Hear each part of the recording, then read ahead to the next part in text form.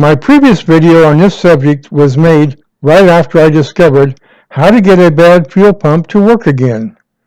What I didn't know at the time was that this should only be used as a temporary fix. So I am making this update to explain in more detail the following. 1. Why a fully charged battery or a jump from another battery is needed.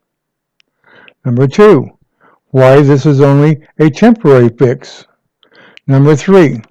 How to get a fuel pump for as low as $20 versus $180 or more. Number 4. How to change a fuel pump yourself without dropping your gas tank, even if there is not an access door under the back seat or trunk. When a fuel pump is going bad, it needs more than normal amperage to the armature to work due to the excess draw caused by the wearing of the commutator and the brushes. So even though the engine is turning over, the fuel pump may not have enough amperage to start working and may need more than one battery to get it to work, like a jump from another car or a boost from a jump box or a charger. Once started, it will continue to work because of the extra amps from the alternator. You may also get a fuel pump to start by banging on the bottom of the fuel tank with wood and a hammer, which may jar the fuel pump if it is stuck from lack of use or rust or maybe some bad bearings. From my experience, I have found that this is only a temporary solution, but it will be useful to get you home from being stranded and to be able to use for short trips to work and back until you can get the time to replace the fuel pump. Eventually, you're going to have to change it anyway because it will only get worse until it will eventually not work at all. If you are a long ways away and the fuel pump has run for a while, it will get hot and will stop running. Then you'll have to wait about a half an hour or so for it to cool off before it will start again. If you have a near empty tank, it will get hot faster, so it would be a good idea to keep your fuel tank close to half full or more at all times, as this will keep the fuel pump from heating up as fast because it will be kept cooler longer from being submerged in fuel. Driving on an empty tank is never good for your fuel pump, and heat will shorten the life of your fuel pump.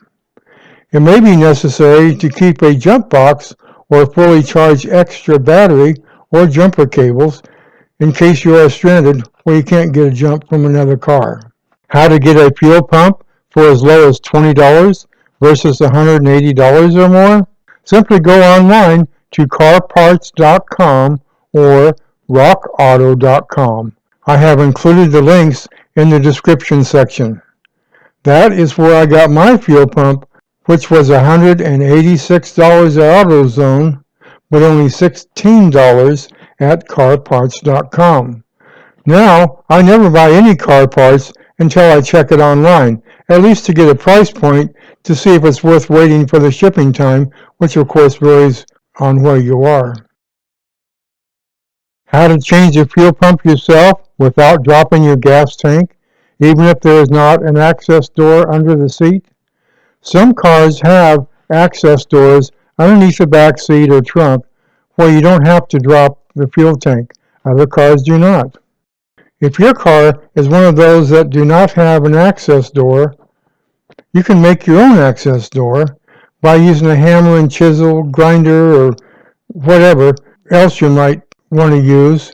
But first, you would probably want to look at a few videos on YouTube on that subject so you'll be able to do it safely. I have put links to a couple of videos in the description section if you need to know about the procedure. I hope this clarifies some of the things omitted from my first video on this subject, and I hope you liked it enough to subscribe, as subscribing would be a big help to us. So you'll be able to easily find my other upcoming videos on helpful subjects. And don't forget to click on the thumbs up if you like this video, and thanks for watching.